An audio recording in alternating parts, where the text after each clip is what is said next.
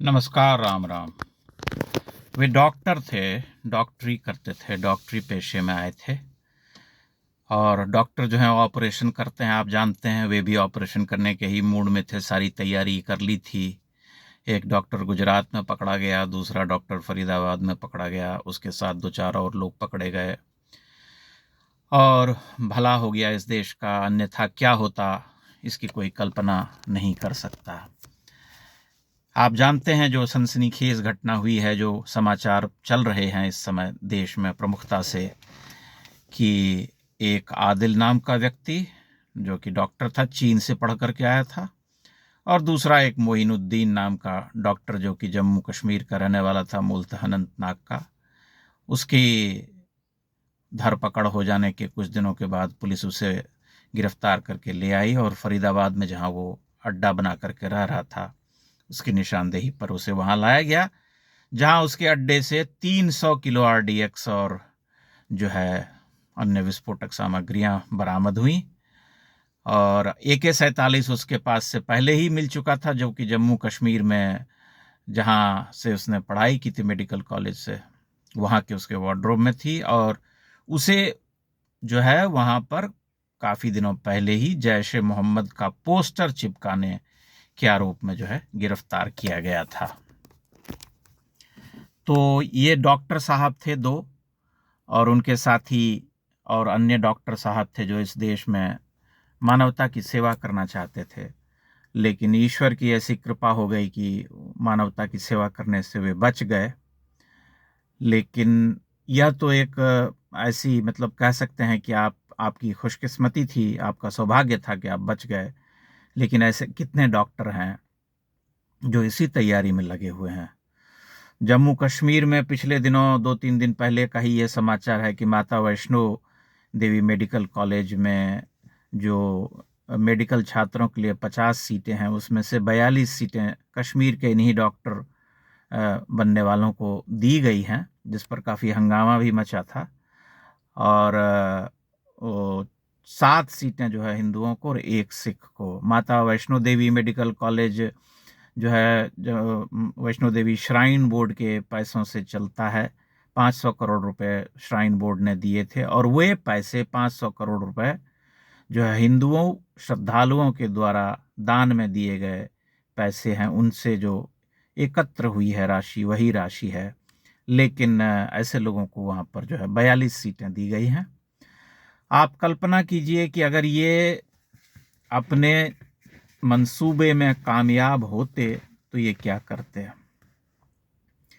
जिस गुजरात में आदिल नाम के, मोइनुद्दीन नाम के व्यक्ति को पकड़ा गया है, जो कि चीन से MBBS करके आया है, पढ़ाई करके आया है डॉक्टरी की, उसने एक ऐसे खतरनाक केमिकल को बनाने की योजना बनाई थी, राइजिन नाम के, जिसे कि भोजन में मिला दिए जाने पर कुछ पता नहीं चलता है, ना उसमें गंध होती है, ना कुछ होता है। और इतना जहरीला है वो कि साइनाइड से भी हजारों गुना अधिक जहरीला माना जाता है। और उसका 50 माइक्रोग्राम भी एक मनुष्य को समाप्त करने के लिए बहुत है।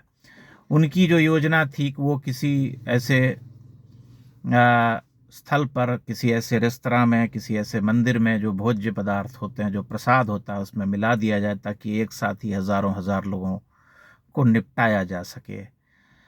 और यहाँ भी लोगों ने जो है रेकी कर रखी थी, आतंकवादियों ने, कश्मीर वाले ने। आज़ादपुर मंडी की, लखनऊ की, गुजरात की तो थी, 3 जगह निशाने पर थे। डॉक्टरी पढ़ करके देश का भला करने वाले लोग अक्सर ऐसा करते हैं। आप समझ सकते हैं, ऐसे अनेक अनेक डॉक्टर पहले भी पकड़ाए हैं और आगे भी पकड़ाए जाते रहेंगे। वो तो सुरक्षा एजेंसियों का भला हो कि समय रहते जो है ये भंडाफोड़ हो गया। अन्यथा इतना बड़ा धमाका और इतना भयावह जो है हो सकता था इसका परिणाम, जिसके बारे में अभी कुछ कह पाना जो है कठिन है। आप सोचिए कि जो लोग समर्थन करते हैं, जो लोग बिना जांच पड़ताल किए इनको घर दे देते हैं, जैसे फरीदाबाद में उस कश्मीर के डॉक्टर को दे दिया गया घर, निश्चय ही मकान मालिक ने लालच में आकर के बिना इस बात की चिंता किए, बिना इस बात की पड़ताल किए, बिना सोचे विचारे, अदूरदर्शी की तरह घर उसे दे दिया होगा, क्योंकि उसे सिर्फ पैसों से मतलब होगा। उसने इस बात की भी कभी पड़ताल करने की कोशिश नहीं की, जबकि उसकी गतिविधियां संदिग्ध थीं। उसने ये कहकर कि हम मेडिकल इक्विपमेंट्स यहाँ रखेंगे, वो विस्फोटक सामग्री वहां जुटा रहा था। 300 किलो आरडीएक्स उसने जो है वहां पर जुटा करके रख लिया, लेकिन इनको कानो कान भनक तक न लगी, किसी को शंका भी नहीं हुई।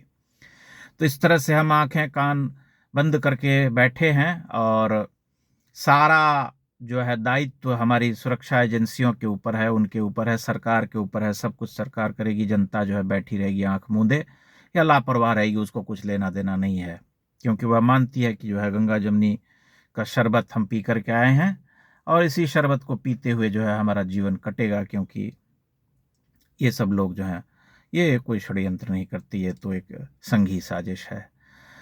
तो आपके सामने सारी स्थिति स्पष्ट है। अब आप कल्पना कीजिए कि पुलवामा में उतना ही आरडीएक्स का इस्तेमाल हुआ था। आज अगर ये किसी शहर में भीड़ भरे बाजार में उस तरह का आरडीएक्स अगर फोड़ दिया जाता तो कितने लोग जो हैं काल कवलित हो जाते, इसकी आप कल्पना कीजिए। और उसके बाद का जो दृश्य है उसके बारे में सोचिए। पिछले 11 वर्ष से ये निरंतर प्रयासरत हैं कि इस देश में कैसे धमाका किया जाए, कैसे आतंकवादी हमला करवाया जाए, लेकिन सौभाग्य से, हमारा सौभाग्य है कि वे सफल नहीं हुए हैं। लेकिन चूंकि स्थिति इतनी खराब है और इतनी चिंताजनक है, इसलिए कि हर क्षण जो है कोई सुरक्षा एजेंसी का व्यक्ति सफल ही हो जाए, इसकी कोई गारंटी नहीं दे सकता। इसलिए चिंतनीय स्थिति है और अत्यंत ही सतर्क रहने की आवश्यकता है, क्योंकि कोई नहीं जानता कि कौन डॉक्टर, कौन इंजीनियर, कौन प्रोफेसर, कौन टीचर, या कौन कंप्यूटर साइंस का इंजीनियर बन करके आपके आसपास रह रहा होगा, और क्या उद्देश्य लेकर के वह रह रहा होगा ये आप नहीं जानते हैं। आपको कुछ पता नहीं है कि वे क्या करने वाले हैं, क्योंकि इससे पहले भी बहुत सारे ऐसे लोग पकड़े गए हैं जो कि कथित रूप से बहुत ही वेल एजुकेटेड हैं, पढ़े लिखे हैं, आधुनिक शिक्षा से संपन्न हैं, जिन्होंने विदेश से पढ़ाई की है। कोई कंप्यूटर मुंबई, आईटी मुंबई तक से पढ़ा लिखा इंजीनियर जो है वह भी इस तरह की गतिविधियों में संलिप्त पाया गया। कोई यहाँ से डॉक्टरी कर रहा है, कोई वहाँ से इंजीनियरिंग कर रहा है, कोई कहीं से पढ़ रहा है, लेकिन मूल जो है तत्व उसका वही है कि भाई गजवाए हिंद करना है, इस देश को तबाह करना है, हिंदुओं की धरती जो है इसको रक्त से लाल कर देना है।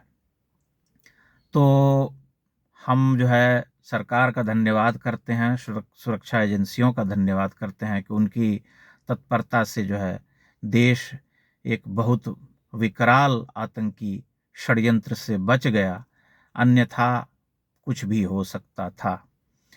जो गुजरात में पकड़ा गया है वो 35 वर्ष का व्यक्ति है, मोइनुद्दीन, और उसके दो साथी जो हैं वो उत्तर प्रदेश के युवा हैं। एक 20 वर्ष का है और एक 23 वर्ष का है। एक लखीमपुर खीरी का रहने वाला है और दूसरा जो है शामली का है, यहाँ का। तो आप समझ लीजिए कि ये अपने साथी कहीं से भी ढूंढ लेते हैं, खोज लेते हैं, और फिर उनको उनका ब्रेन वॉश करके उनको सिखाया जाता है कि तुम जिस उद्देश्य से इस धरती पर भेजे गए हो उसे पूरा करो। तो ये स्थिति है, आप के सामने सारी स्थिति है। ऐसे डॉक्टर साहब सबसे थोड़ा सावधान रहिएगा। बहुत बहुत धन्यवाद।